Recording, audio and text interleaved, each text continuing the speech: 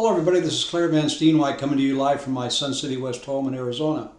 Excuse the eyewear today, but I just had an eye operation 2 days ago, so my eye looks a little funny and I thought I'd just cover it up with the glasses. What I want to talk to you about today is Biden a success? And I give you this premise. Most of the people that support him or his ideology believe he is a success. And I want to show you how that works and how these people really think.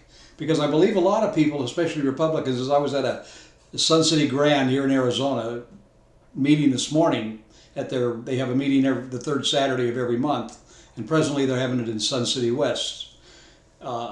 So because of this China virus, they can't hold it where they live in Sun City Grand. But nevertheless, that's what's going on. And when I spoke to him today, I asked the Republicans in the room if they thought Biden was successful. And of course, no, he's terrible, no. So I brought up the fact that the people that agree with him, the Marxists, Green Deal, Green New Deal, open border, amnesty for everybody, automatic citizenship, CRT theorists, the 1619 Project Theory, all the rest of it, they think he's just doing a great job.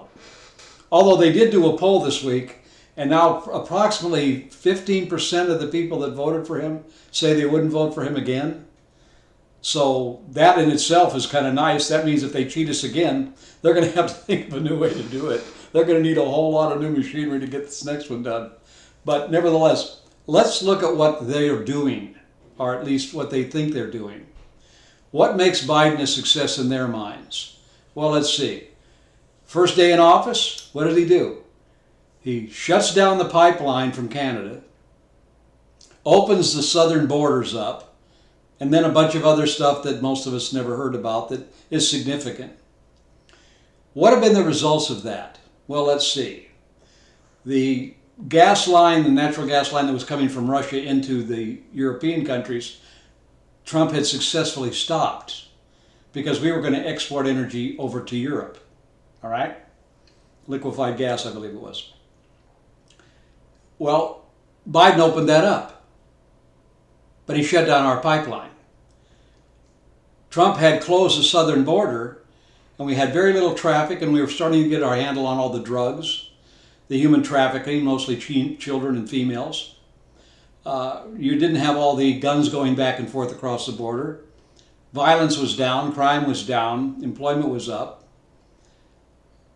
And now what do we have? Oh, and let's not forget the wonderful Afghanistan deal. We now have Christians being killed by terrorists, because that's what those people are. Al-Qaeda are terrorists. And I know you're talking about the Taliban, but Al-Qaeda is over there. They didn't go away.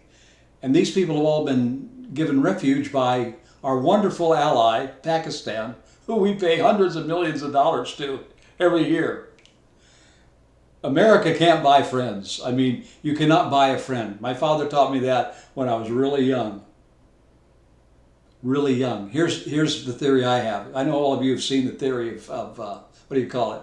The Godfather. That didn't work out too well, did it? They killed him. Keep your friends close enough to help you keep your enemies away from you. That's the idea. But what is happening in Afghanistan is critical. This was no accident. This is meant to happen. Not just by Biden. Biden isn't smart enough to think of all this stuff, but he's a great puppet. He's a wonderful, wonderful puppet. And it's working out wonderful. And old Kamala Harris, she just stands in the background looking stupid all the time, because she is. But this gives her the opportunity. Now they've shut down the pipeline, opened the borders for drugs, guns, human trafficking, and other things. We're having not only the criminal illegals, who are criminals just by coming in the country illegally. That is against the law, so that makes them criminals. You're now having jails emptied out and all kinds of perverts and all kinds of people brought into our country from all over the world. Not just Mexico, Honduras, or South America, but all over the world. And now we did the Pakistan deal. This is to let the whole world know you can't count on us anymore. China is now the power. China will control politics from this time forward, as far as a lot of the world's concerned. Now, we as Americans don't believe that way, but they do.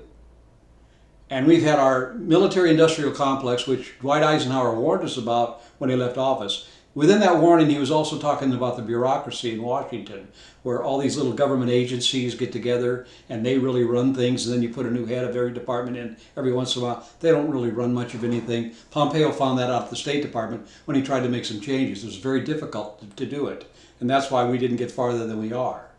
Because these Nimrods actually think they know what they're doing. I quite honestly am sorry we ever went to Afghanistan.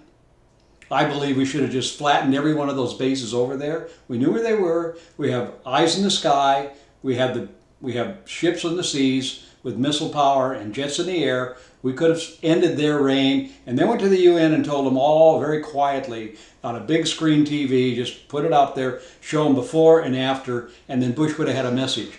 Any of you ding-dongs do this again, we will totally destroy you. You didn't see any mushrooms this time. Next time you will.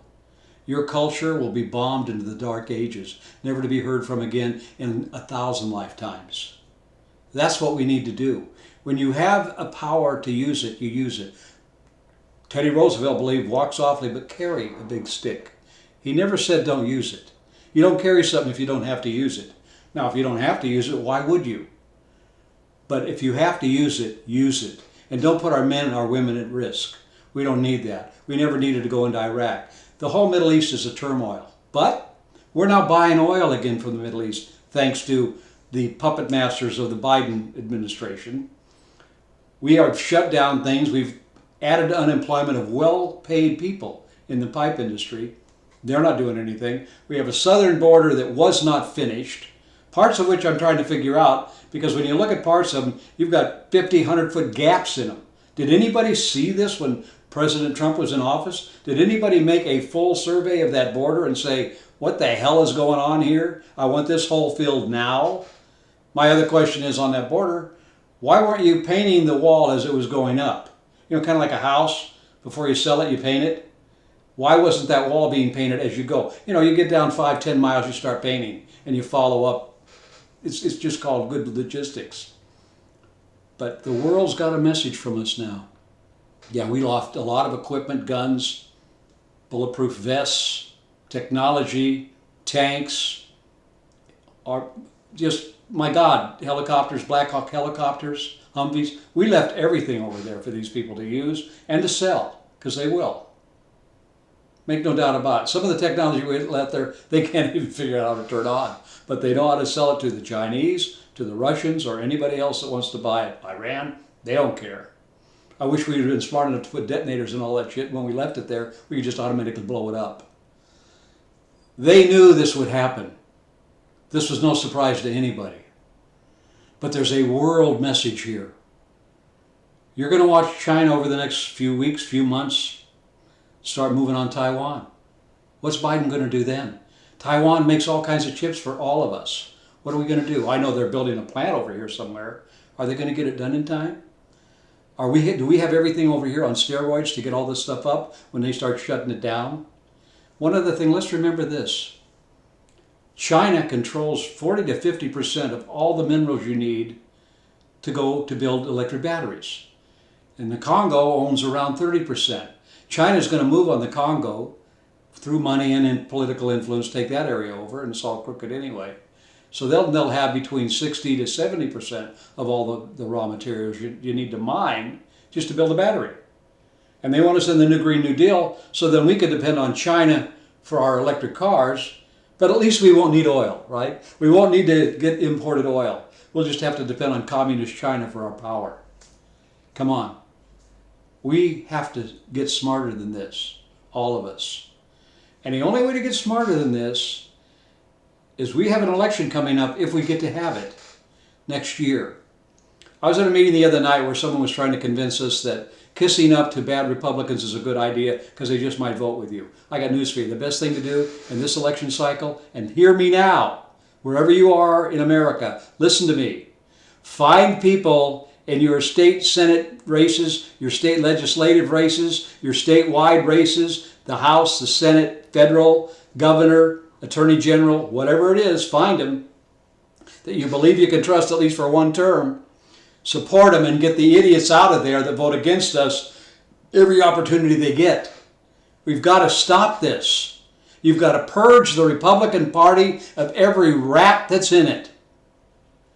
In Arizona, they put up with John McCain for decades, and it never changed. It didn't benefit us at all. It benefited him and the powers that be in Arizona and the Republican Party and other people. Didn't benefit what they call the average man. The average man is what makes this country work. The average man is who created the assembly line, who created electricity, motors, power drills. Have you ever watched some channels on TV where all this stuff was created by just people that kept thinking and had ideas? It's because they were free thinkers. Free thinkers. Slaves don't think that way. We had slavery in this country we never should have had it at all. But you had a lot of creative people in the black community. All right? George Washington Carver was one of many. I just wonder how many ideas we didn't get because of what our history did do. I thank God every day that stopped. And I pray for more unity in this country because whether you like it or not, and I'm speaking now to believers, as Christians, we are all brothers and sisters in Christ. All of us. And we better start looking at things that way. If you're in a church, I don't care what color you are, it says to love one another. Now, I love it that you want to go out and love all these people in the streets. But if you don't believe and love the same person that worships the same God as you do, then you're not pleasing God very much. Unity is what this nation was built on. United States of America. We've got people in the White House, in the Senate, in the House, and every branch of the federal government and state governments that wants to destroy this country. And it's time we wake up to what the damage is really going to be. You're looking to the dark ages for our own nation if we continue to allow this. And trust me on this, I don't believe Biden's going to be around much longer. I believe your next president is going to be Harris. But she's probably going to appoint somebody, or the powers that be are, because they know she can't win an election. They're going to appoint somebody that will be the next, or they think will be the next president. Because it certainly can't be that woman. She's an airhead. Start waking up, Americans. I don't care what party you belong to. I don't care what your culture is. I don't care what your national origin originally was. Like mine, my family came from Holland. Doesn't matter. I'm an American. I was born an American. And I'll die an American. We need to preserve the U.S. Constitution and support the original intent it was written for by our founders and defend it when necessary. Okay? Defend it any way we have to. That's up to us. We're the citizens who must defend our nation. So I'm asking all of you now, help us do this. Yes, I am Claire Van Steenwyk. I'm running for the Arizona Senate in LD22, and if you can help me, I'd appreciate it. All you have to do is go to PayPal and type in my phone number or my email address, and you can donate to the campaign. But more important than that is the freedom for this nation. So remember, we've got a primary coming up, and people are already getting in line to run. So start finding people you can truly support as an American. Not as a party, but as an American. And if you can't support them as an American, don't. This unity is a great thing, but unity means we have a common goal. And these people in the Republican Party that vote against us, whether in Washington, or Phoenix, or Sacramento, or Des Moines, Iowa, they are not what we want to support. They are no, by any means, unity. So think about all this real hard. Read the post, share it with your friends, keep us in your prayers, we'll keep you in ours. But most of all right now, pray for those poor brothers and sisters in Christ in Afghanistan that are going to be slaughtered by ISIS and the Al-Qaeda and the Taliban, okay? That's what's going to happen, and it's already happening. They're going to go under a lot of trials and tribulations, and it's time we all face it. This is thanks to Biden and his puppet masters. So stand up for what's right, and don't be afraid to speak out against what's wrong. This is a good versus evil war, and we better win it, all right? Thank you again. God bless you. God bless the United States of America in God's will. I want to thank you for listening in and sharing and viewing. Please pass it on to others. God bless. Have a great day. I will be back.